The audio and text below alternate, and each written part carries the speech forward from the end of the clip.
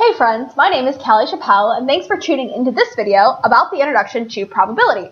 I'm a biology student at the University of Michigan, and I'm creating these videos for Bio 305, which is our Introduction to Genetics course. Due to the breadth of the course, I wanted to make a series of videos highlighting the most important aspects of the class for you to do well on the many exams. I like to call this the quick and dirty because I do not go into detail about all the topics covered in the class, but rather have tried to create an overview of the most important topic that you need to know. So whether or not you are the student who is one that feels comfortable with the material but wants a little extra review, or if you maybe didn't go to class, I'm creating these videos to help you out. So here's the quick and dirty for this video. The first is basic probability, the second is the binomial, and the third is the chi-square test. That's actually a lie. I decided to change this so this video does not include the chi-square test. That'll be a separate video. Alright, probability. So there are two main types of events in probability: independent events and mutually exclusive events. And depending on if something's independent or mutually exclusive, you have different probability rules. Now, here's a short disclaimer. I really love statistics. Yes, you probably know, because I'm making genetics videos, I'm probably a nerd, but I have a strong passion for statistics. So yeah, it's pretty cool. So independent events, what are they? Well, an event is independent if the probability of event A has no effect on the probability of the outcome of event B. Right? So here's an example. The probability of me getting an A on the genetics final, event A, and how good I am at crocheting, event B, by the way, I am terrible at crocheting, are completely independent. Here's another example. If you have already had two girls, you being a parent, what is the probability of the next child being a girl? Well, obviously, having two girls is not going to affect the next one being a girl, so it's independent. That one's a little counterintuitive, is a little less intuitive. Alright, so two key words when independent. So first, idea is independent. Second, you need to know if it's saying and or, because these key conjunctions, and or, will tell you what kind of mathematical operation you need to provide onto the material that is given. So the probability of A and B, if the events are independent, means that you multiply A and B. So why is that? So here you can see two Venn diagrams. So this circle represents the probability of event A. This represents the probability of event B. So the probability that you have, A and B, is represented by the union between A and B. Oh, go back. You don't get to see that really great office meme quite yet. So that's why you multiply A times B. And means multiply if the events are independent. Okay. Or means add and subtract. So what does or actually mean? The probability of A or B? Well, it means that it's every area outside of the union. So that means the probability of A or the probability of B, but not the probability of both, because we say or. So the probability of A or B is the probability of A plus the probability of B minus the union. That's what was up here. Oh, we're going to go right down there. Probability of A times probability of B. Because we want to, if you just add them, then you'll actually have this union kind of twice. So we need to take that out. That's why we subtract the and part from or. Third time's a charm? Well, each time has an equal probability of being the charm. This is what you need to think when you're asked questions like, I have had 3 boys. What is the probability that I will have another boy? Most of us are like, well, come on, they've already had 3 boys. There's no way she could have another one. Well, not actually true. The probability of having a boy is 50% every time. They're going to try to trick you with that answer, but now that you've seen this great meme, you will not be tricked.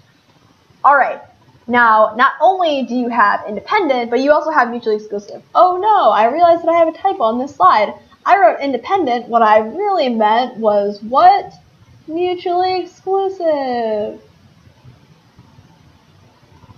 Mutual. I actually don't know how to spell that word. Mutually exclusive. I'm really bad at spelling. You can tell. Mutually exclusive. Well, what does mutually exclusive mean? Well, it means that event A cannot occur simultaneously with event B. So here's some examples of real-life mutually exclusive events. I cannot be a cool person and an Ohio State fan. Those two things cannot occur simultaneously. A pea plant cannot simultaneously be completely yellow and completely green. These are examples of things that simply cannot occur simultaneously. So we have the same similar sorts of rules with mutually exclusive events as we do with independent, but they're actually not the same because mutually exclusive and independent events are not the same, right? So if we hear the word and, that means it's always, the probability of A and B is always 0. Because for things to be mutually exclusive, right, they cannot occur simultaneously. So here's probability of A, here's probability of B. There's no place where A and B intersect, so the and is always 0. But what about or? Well, probability of A or B of, I don't know why this says independent. This is not clearly me not paying attention. I was clearly making this while in class. I'm not gonna lie. Mutually exclusive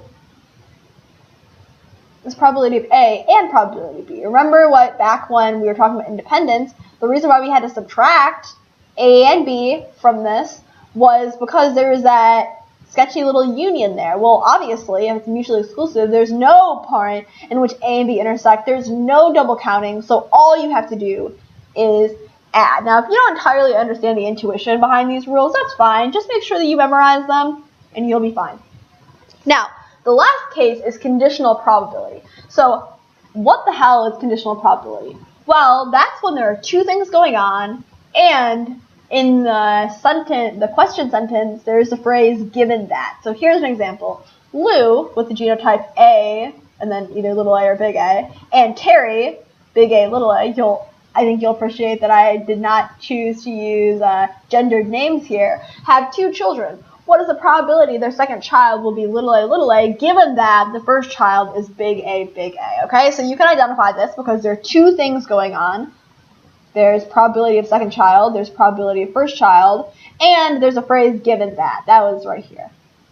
So how do we do conditional probability? Well, all you have to know is this handy dandy little equation. So that's PA given B is the probability of PA and B over the probability of PB. Now, where does this come from? Well, that comes from the and rules that we did above. So that was if it's independent, PA and B. This little sign just means and equals equals PA times PB.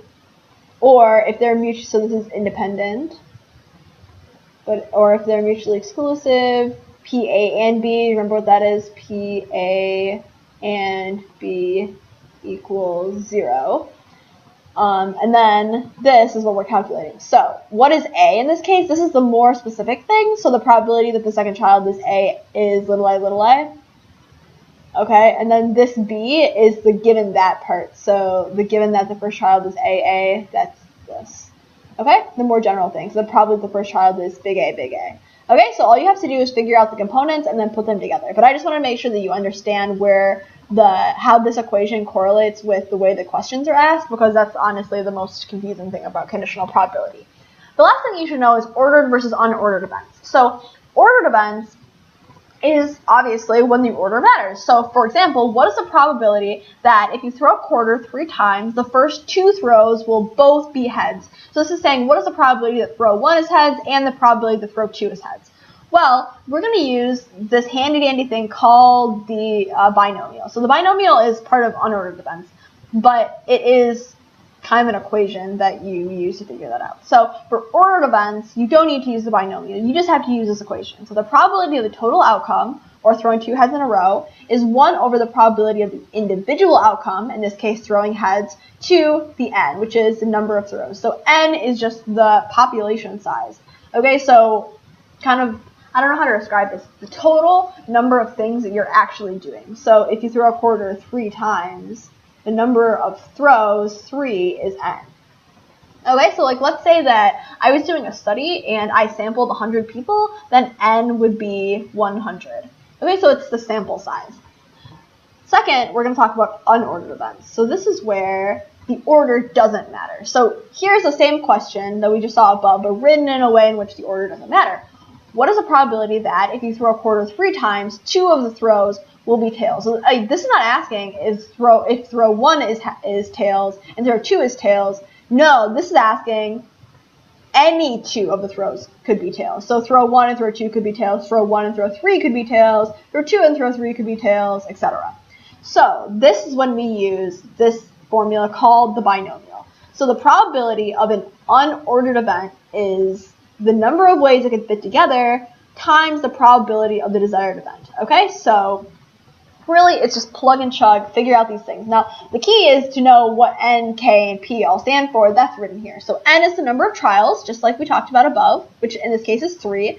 K is the number of desired outcomes, 2. What's the probability that 2 of the throws will be tails?